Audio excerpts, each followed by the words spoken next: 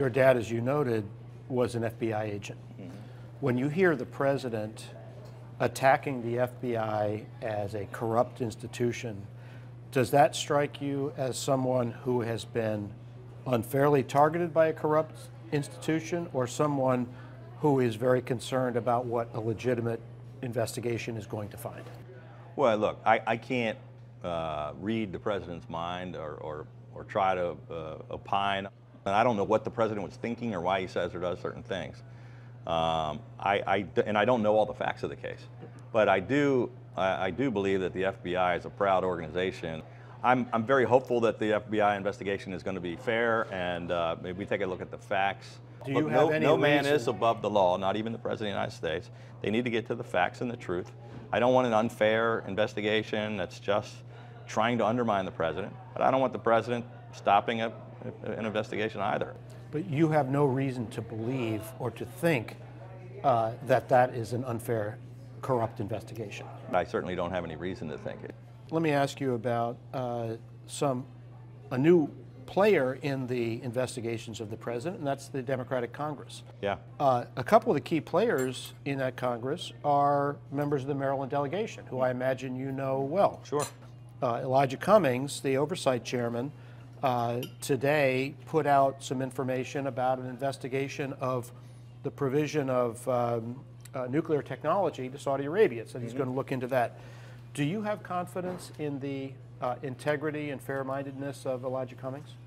Well, I happen to have a lot of respect for Elijah Cummings, and I'm hoping that he will be fair. But again, as I've been saying throughout the whole discussion, I'm concerned about letting partisan politics skew how we look, the prism through which we look at these things. I want everything to be fair and above board. The Democratic leadership in the House has said we should not impeach the president for political reasons, or we should not avoid impeachment for political reasons because we fear a backlash.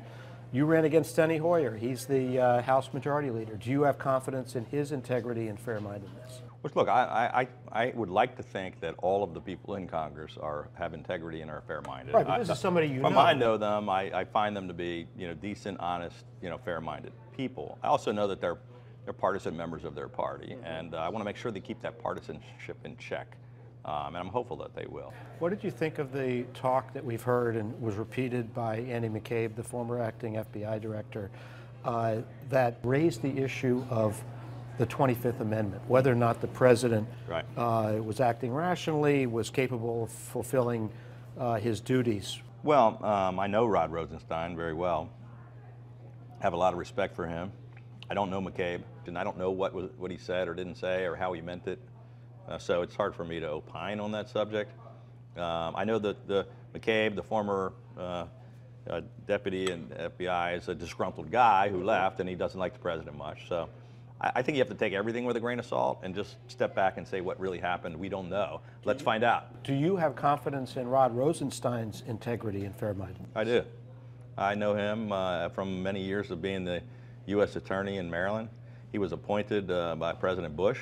He's the only U.S. Attorney in the entire country that was kept by President Obama and by President Trump until he got elevated to Deputy Attorney General of the United States.